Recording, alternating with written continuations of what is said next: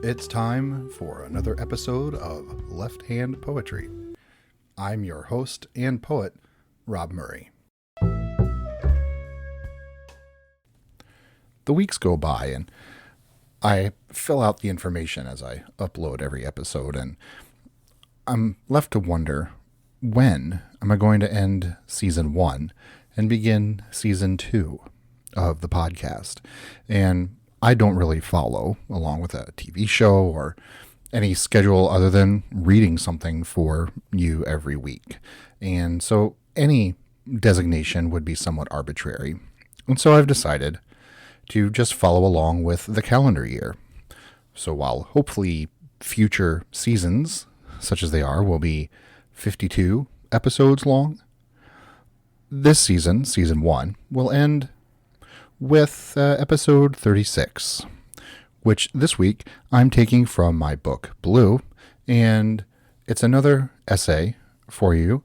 Again, a bit of the absurd to, as of this recording, ring out the old year and ring in the new. And so from Blue, I'm going to read for you Tiny Dog Infestations, an essay.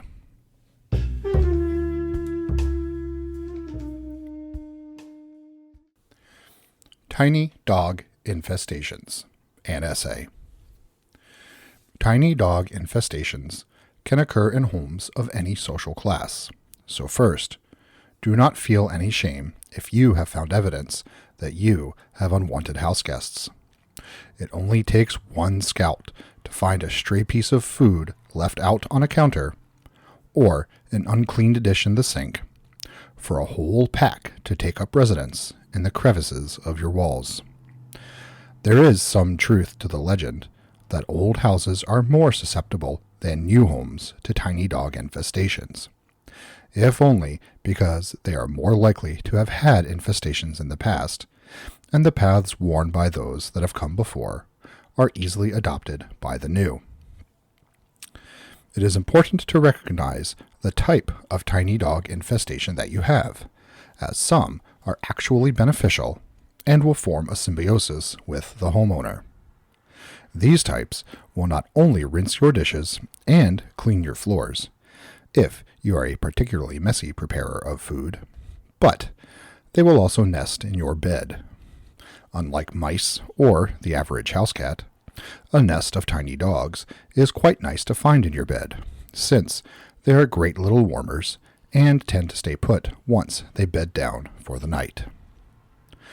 The infestations of tiny dogs are as old as the accidental breeding of the tiny terrors, originally meant only for flushing small prey or tackling the rat problems that house cats could not be bothered to manage. A well-known 19th century English author had a wife who was particularly troubled with the ladies' hysteria of the day, and no amount of laudanum could bring her rest, but a tiny dog did.